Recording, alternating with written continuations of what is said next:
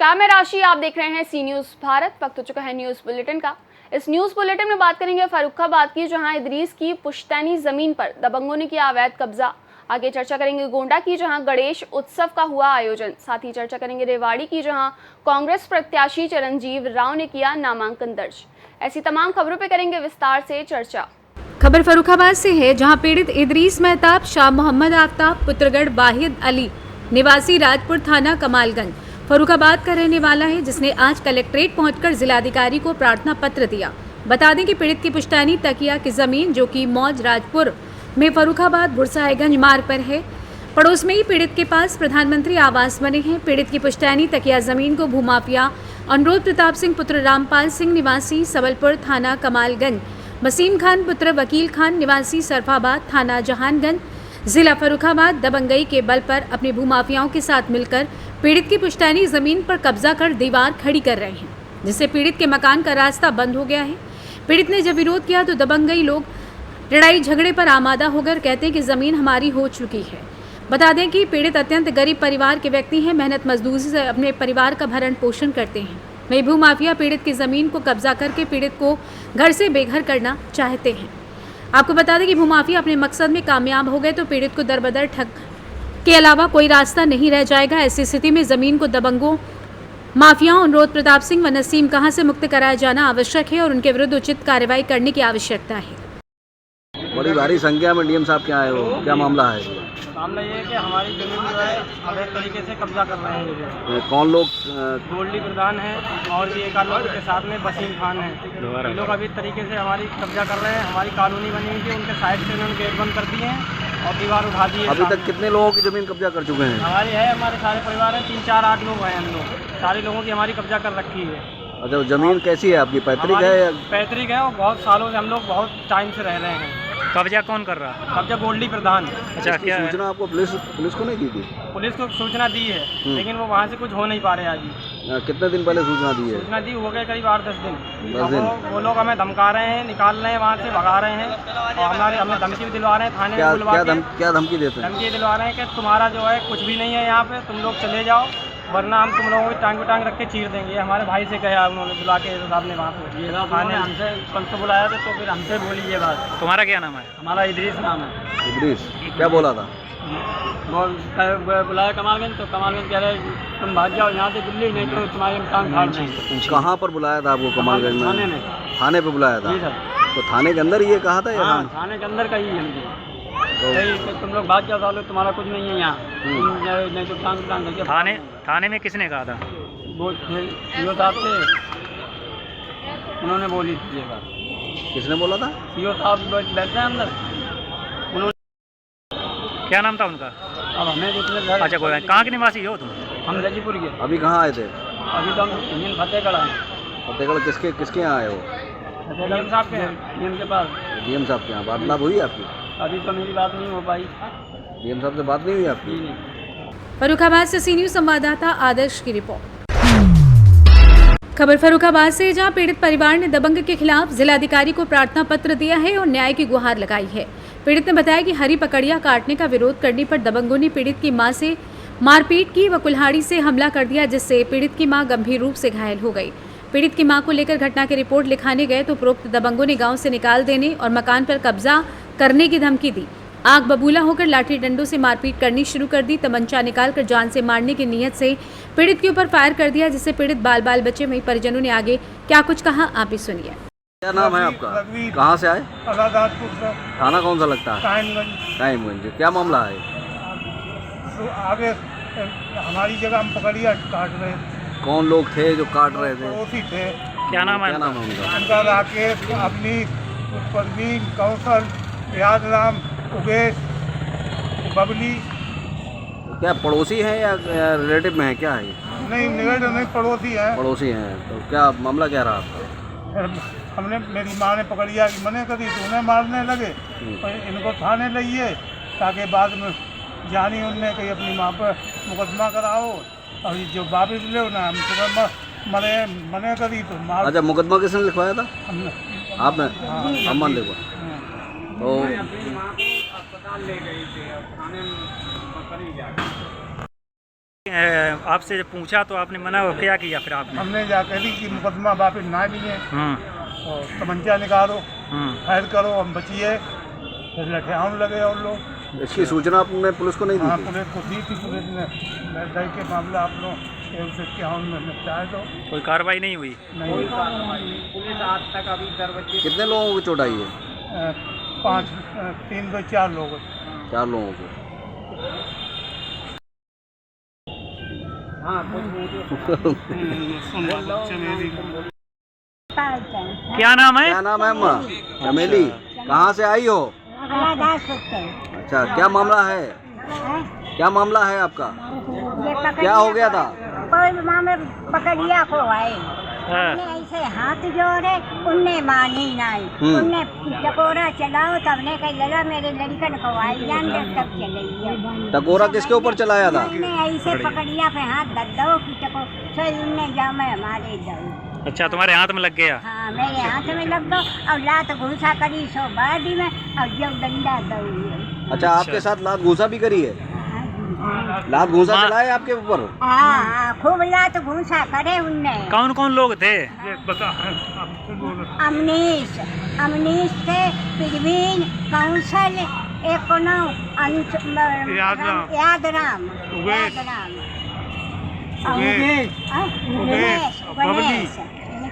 हम तो बहुत बात कर। तो पुलिस ने कोई सहयोग नहीं किया? हाँ, कोई ना कहियो ना करो। क्या कह रहे मामा, थाने में मेरी किसी ने नहीं सुनी, ना गांव में हमें किसी ने बचाया। हम लोग तो थाने में थे, चले गए, लठियाई दे गई। हाँ। अच्छा, हाँ। तो अभी आज डीएम साहब के यहाँ आई हो? हाँ, डीएम साहब के पास आई हो? हाँ, हिना साहब के पास आए। क्या क्या मिला आश्वासन? ये कह दो कि ये कही कि फर्रुखाबाद से सी न्यूज़ संवाददाता आदर्श की रिपोर्ट। खबर गोड्डा से, जहां तहसील तरबगंज क्षेत्र अंतर्गत ग्राम पंचायत जमथा में गणेश पूजा का कार्यक्रम किया जा रहा है। कार्यक्रम को अच्छे ढंग से करने वाले बबलू गुप्ता व उनके छोटे भाई संदीप गुप्ता के द्वारा ये आयोजन किया जा रहा है। रात्रि में कथा व प्रसादी वितरण का कार्य किया जाता है। रात्रि में रात्रि जागरण पार्टी परस्पर के द्वारा कृष्ण और सुदामा चरित्र का भजन कीर्तन किया गया। गोड्डा से सी न्यूज़ संवाददाता शिवराम पांडे की रिपोर्ट। रेवाड़ी में आज कांग्रेस के प्रत्याशी चिरंजीव राव ने अपना नामांकन दर्ज किया। नामांकन से पूर्व अपने निवास स्थान पर एक नामांकन जनसभा का भी आयोजन किया गया। चिरंजीव राव के नामांकन में पूर्व मुख्यमंत्री भूपेंद्र सिंह हुड्डा और कांग्रेस के राष्ट्रीय ओबीसी अध्यक्ष कैप्टन अजय सिंह यादव एवं प्रदेश महिला कांग्रेस के अध्यक्ष अलका नामा विशेष तौर पर मौजूद रहे। नामांकन करने पहुंचे चिरंजीव राव के साथ युवाओं का हुजूम भी देखने को मिला। चिरंजीव राव ने नामांकन के बाद मीडिया से बात करते हुए कहा कि मैं पूर्व मुख्यमंत्री भूपेंद्र सिंह हुड्डा का आभारी हूं, जिन्होंने अपने नामांकन से पहले मेरा नामांकन भरवाया है। पुणे रेवाड़ी की जनता का आभार जताते हुए कहा कि आज केवल नामांकन कार्यक्रम रखा था, जिसमें लोगों ने भरपूर जोश दिखाकर मेरे हौसले को बुलंद किया है। उन्होंने राव इंद्रजीत सिंह पर निशाना साधते हुए कहा कि वो बताएं कि उन्होंने रेवाड़ी में कितनी सुध ली है और कितना काम करवाया है। आइए जानते हैं इस विषय में कांग्रेस प्रत्याशी रेवाड़ी विधानसभा चिरंजीव राव एवं या पूर्व मंत्री कैप्टन अजय सिंह यादव का और क्या कुछ कहना था। सुनिश्चित है आपकी। मैं सबसे पहले तो आभारी हूं हमारे पूर्व मुख्यमंत्री, हमारे विपक्ष के नेता आदरणीय भूपेंद्र सिंह हुड्डा जी का, जिन्होंने प्रदेश में पहला नामांकन भराया वो मेरा भरवाया। अपने नामांकन से भी पहले मेरा नामांकन भरवाने के लिए मैं उनका दिल की गहराइयों से धन्यवाद करता हूं और मैं उनका आभारी हूं कि उन्होंने अपने बेटे का पहला नामांकन कराया। उसके साथ साथ हमारी राष्ट्रीय अध्यक्ष महिला कांग्रेस की अलका लांबा जी भी आई, मेरे पिता कैप्टन अजय यादव भी मेरे साथ थे। और मैं तो धन्यवाद करना चाहूंगा सभी बुजुर्गों का, मेरी माताओं बहनों का, नौजवान साथियों ने, जिन्होंने आज यहाँ आकर मेरे नामांकन के अंदर जो मुझे आशीर्वाद दिया है, इसके लिए ताउम्र मैं उनका आभारी रहूंगा। देखिए, आज तो हमारा रोड शो नहीं था, ये तो हमें सिर्फ एक नामांकन भरना था। आपने भी देखा होगा, मैंने कोई रोड शो का कार्यक्रम नहीं रखा था। ये तो हमने हमारे घर पे मीटिंग करके हमने आज रोड शो आने वाले समय के अंदर करेंगे, तब आप वो देखेंगे, क्योंकि अभी तो चुनाव 1 महीना दूर है। ये तो एक शुरुआत है चुनाव की।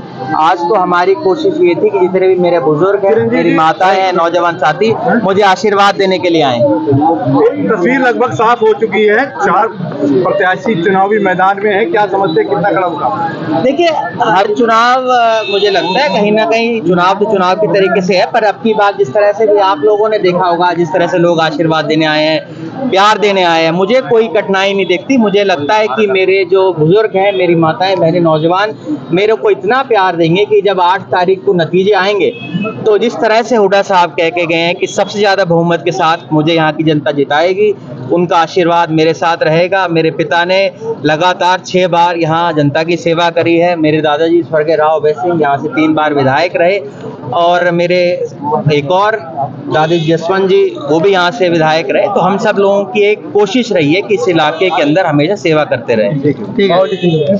भूपेंद्र सिंह हुड्डा जी ने आप पर जो है चिरंजीवी को आशीर्वाद दिया और पहला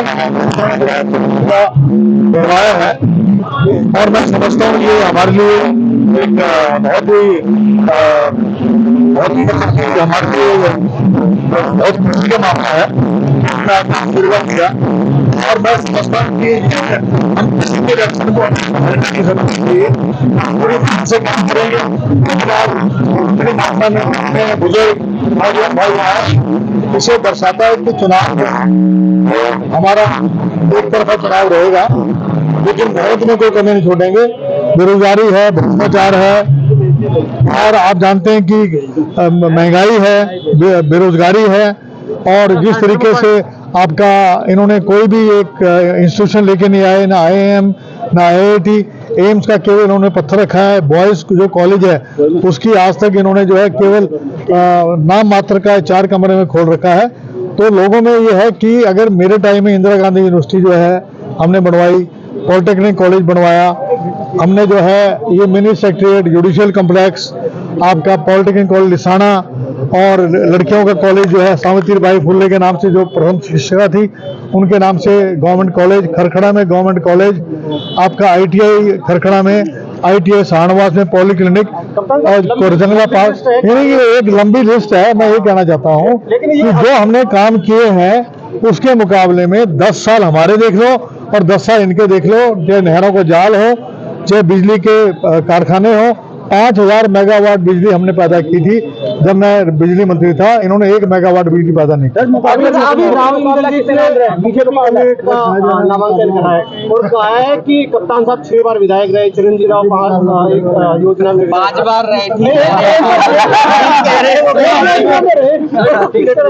देखो मैं बताता हूँ, राव इंद्रजीत जी ने स्वयं ये कहा था पिछले दिनों में कि विपक्ष का विधायक है, इस वजह से रेवाड़ी के अंदर एक ईंट तक नहीं लग पाई, आप सब जानते हैं।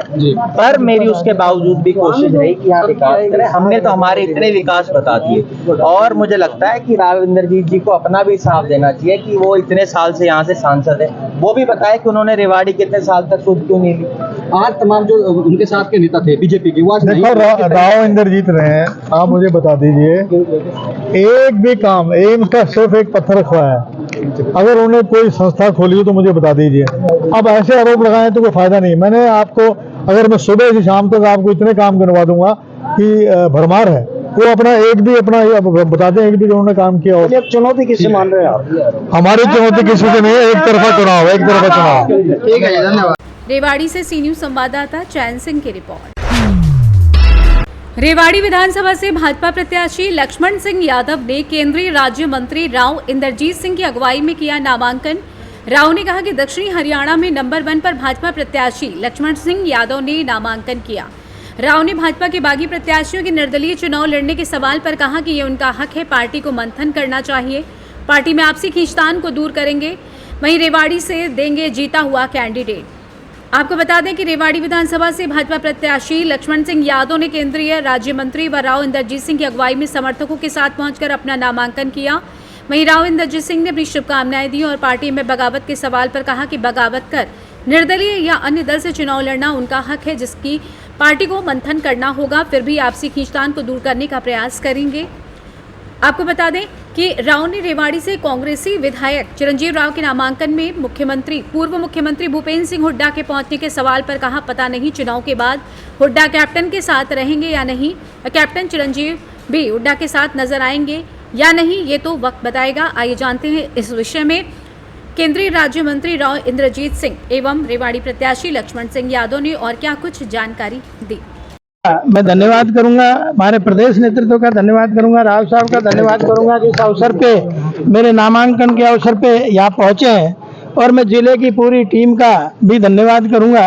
अब उनके सब मिलके इस चुनाव को हम लड़ेंगे और चुनाव को जीतेंगे। लेकिन जिस प्रकार से चिरंजीवी राव अपने आप को डिप्टी सीएम कह रहे हैं तो कि जीतते ही बनेंगे, तो क्या कहेंगे? देखिए, ये तो उनकी पार्टी जाने, वैसे तो मैं ये कहूंगा मुंगेरी लाल के हसीन सपने। चुनौतियां नजर आ रही है। कल दो बड़े नेताओं ने, भाजपा के नेताओं ने बगावत करके कहा है कि हम भी पर्चा भरेंगे, सतीश यादव, सन्नी यादव। अब ये तो राव साहब के मुख से आपने सुन ही लिया। अब जो प्रजातंत्र में जिसका मन होगा वो करेगा, ताकि जनता जनार्दन इसका फैसला करेगी। आपकी भाजपा के भी दो बड़े नेता हैं, कपड़ीवास जी और अरविंद जी, वो भी आज नादारा था आपके यहाँ। नहीं, देखिए, दोनों अरविंद जी से मेरी बात हुई थी, आज वो कहीं जरूरी काम से बाहर थे। वो हमारे साथ कंधे से कंधा लगा खड़े रहेंगे, और थोड़े दिन छोटा मोटा मलाल होता है, टिकट बढ़ती है तो, क्योंकि काफी लोग मांगने वाले होते हैं तो छोटा मोटा विवाद होता है। हम परिवार का मामला सुलझा लेंगे। कपड़ीवास देवी से भी कोई बात हुई है इस बारे में? किस बारे में? कपड़ीवास जी आपके साथ आएंगे? आ जाएंगे देर से, फिर क्या बात है? कि राव साहब का टप्पा है, वो मार्का है, हम दोबारा से अब नहीं करेंगे वो। भाई देखिए, मैं तो आपके माध्यम से यही अपील करूंगा भाई रणधीर जी को जी। अब 9 में मैं टिकट मांग रहा था रेवाड़ी से, आप सबको पता भी है जी। तो रणधीर जी को मिल गई तो मैं कंधे से कंधा मिला के और पूरे चुनाव का संचालन में संभाल रहा था जी। इसी तरह से 14 में मैं रेवाड़ी से मांग रहा था जी। टिकट, तो उसमें भी आपने देखा रणधीर को मिल गई, हम उसके साथ कंधे से कंधा मिला के खड़े थे। तो बड़े मन वाले होंगे, साथ आ जाएंगे, इसमें क्या है। मुझे 19 में कोसली भेज दिया गया, कोसली में भी सारे कार्यकर्ताओं की मेहनत के बल पे, पार्टी की मेहनत के बल पे मैं जीत के आ गया, और अब भी मुझे पूर्ण विश्वास है अब सब लोग करे हुए को कोई रोकता नहीं है, किसी का कर्जा कोई नहीं चढ़वाता, करे हुए को उतारने के समय होते हैं, कभी कभी अवसर जीवन में आते हैं, सबको उतारना चाहिए जैसे हमने उतारा। और बड़े दिल, वो कहते हैं ना, छोटे मन से कोई बड़ा नहीं होता और टूटे दिल से कोई खड़ा नहीं होता। कितना आपके ठेकेदार साहब कह रहे हैं कि हमारे यहाँ से तो भट्टा बैठा के कोसड़ी का रिवाड़ी को बैठाने चले गए, भाई आपकी पार्टी के ही है। नहीं, देखिए, राजनीति में वो सुनाते राजनीति में कोई परेशानी रही होगी, लोगों के मन में कोई परेशानी रही होगी, क्योंकि 5-5 साल दोनों के ही मिले थे। और मैं तो कोविड का जमाना भी देखा, 1 साल किसान आंदोलन भी देखा, और अल्पमत की मेरी सरकार भी थी, लेकिन मैं अपने दस्तावेज साथ लेके घूमता हूँ, 5 साल का हिसाब। अभी मेरी किताब होगी तो मैं आपको उसको दिखाऊंगा कि मैंने क्या क्या काम कराए। जबान पे किसी पे कोई ताले नहीं, जबान से कोई कुछ कह दे मीटर नहीं निकालता यूनिट, लेकिन रिकॉर्ड लेके चलते हैं, और हम 5 साल का जनता को हिसाब देंगे। और मैं तो आपके माध्यम से ये कहना चाहता हूँ, अगर रेवाड़ी पे 50 साल से एक परिवार का कब्जा है, उनसे भी हिसाब ले लेना। उम्मीदवार का क्या कहेंगे जी? हमारे यहाँ तो पहला ही उम्मीदवार है बीजेपी का दक्षिण हरियाणा के अंदर जिसने नामांकन भरा है। दक्षिण हरियाणा की और बकाई है, 3 सीट अभी मेवात की और बकाई हैं, लेकिन लक्ष्मण सिंह जी का नाम पहले पार्टी ने तजवीज़ कर दिया था, और आज के दिन ये नंबर 1 के तौर के ऊपर पार्टी की तरफ से इस दक्षिण हरियाणा के अंदर अपना पर्चा भरने लग रहे हैं। हम सब सहयोग करेंगे इनकी, पार्टी के अंदर अगर कोई खींचातान भी है उसको मिटाने की कोशिश करेंगे, और आने वाले समय के अंदर यहाँ से आपको एक जीता हुआ कैंडिडेट देंगे। जिन लोगों की टिकट कटी, बागी उम्मीदवार के तौर पर मैदान में आने का ऐलान उनकी तरफ से कर दिया गया, 11 तारीख को पर्चा भरने की तारीख भी दे दी गई। जो लोग बागी होकर के इलेक्शन लड़ना चाह रहे हैं उनका हक है, लेकिन पार्टी को इस बात के ऊपर विचार करना पड़ेगा कि इनको किन लोगों ने पार्टी के अंदर पहले शामिल करवाया था, जब इस बात का पूरा संकेत था कि शायद ये अगर टिकट ना मिलेगी तो ये बागी हो जाएगी। बावल से जो पार्टी जिसको भी टिकट देगी उसको मानना पड़ेगा भाई, हमारे हाथ में बात है नहीं। तो आपके दक्षिण हरियाणा में बात करें तो राव इंद्रजीत सिंह एक बड़े कद्दावर नेता है, और उनकी कहीं ना कहीं पार्टी नाराजगी मोल नहीं ले सकती। ये तो देखो, पार्टी अपनी सबसे अव्वल होता करती है। मैं तो एक कार्यकर्ता के रूप के अंदर आज लक्ष्मण सिंह का पर्चा भरवाने के अंदर आया हूँ। मेरी शुभकामना है और मैं आपके मार्फत सभी अपने साथियों से निवेदन करूंगा कि रोष अगर किसी को अगर है भी तो वो भुला करके और भारतीय जनता पार्टी के कैंडिडेट को यहाँ से जिताएं। 75 पार का नारा था, इस बार क्या उम्मीद देख रहे हैं राव साहब? 75 पार का नारा था 2019 में, 2024 में क्या आपका प्रेडिक्शन है, क्या सोच रहे हैं आप? मैं कुछ नहीं बोलूँगा। बाकी भूपेंद्र सिंह हुड्डा आज रेवाड़ी में है, कप्तान साहब के सपोर्ट में है, कैसे क्या देखते हैं? हाँ, तो उनको आना भी चाहिए, पर भूपेंद्र सिंह हुड्डा आज उनके पक्ष में आ रही हैं, कल उनके पक्ष में रहेंगे या नहीं रहेंगे, या कप्तान साहब उनके पक्ष में रहेंगे नहीं रहेंगे, ये तो भविष्य ही बताएगा। आपने कहा था सीएम हम बनाएंगे तभी बनेगा ना, हाँ, तो वो सीएम की रेस में हैं और आपकी रेस में आप भी अभी उम्मीद नहीं छोड़ी है, क्या मान रहे हैं आप? नहीं, हमारी उम्मीद तो देखो, आज के दिन सैनी जी की गुड्डी चढ़ी हुई है, अमित शाह जी ने उनको सीएम डिक्लेयर कर दिया है, तो पार्टी का शीर्ष नेतृत्व जब एक बात कहता है तो हमारे को सबको फॉलो करना चाहिए उस विषय के। चिरंजीवी राव अपने आप को डिप्टी सीएम बनने से रोकने के लिए आपकी रणनीति जो बता रहे थे हम बनाएंगे तब बनेगा ना, तो आपकी कोई प्लान रणनीति?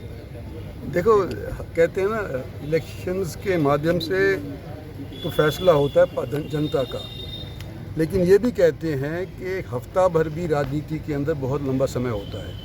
तो अभी देखो, अब तो राव साहब भी बड़े बुजुर्ग हो गए हैं, सीएम का सपना देखते देखते। कौन? राव साहब की भी एक इच्छा जरूर रही है सीएम बनने की। नहीं, सुनो, ये मेरी इच्छा नहीं, पब्लिक की इच्छा थी। पब्लिक की इच्छा आज भी है कि मैं सीएम बनूं।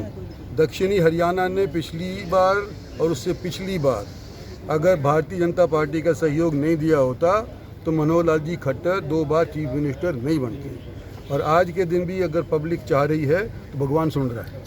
रेवाड़ी से सी न्यूज़ संवाददाता चैन सिंह की रिपोर्ट। फिलहाल के लिए इस बुलेटिन में बस इतना ही। देश दुनिया की बाकी खबरों के लिए आप देखते रहिए सी न्यूज़ भारत।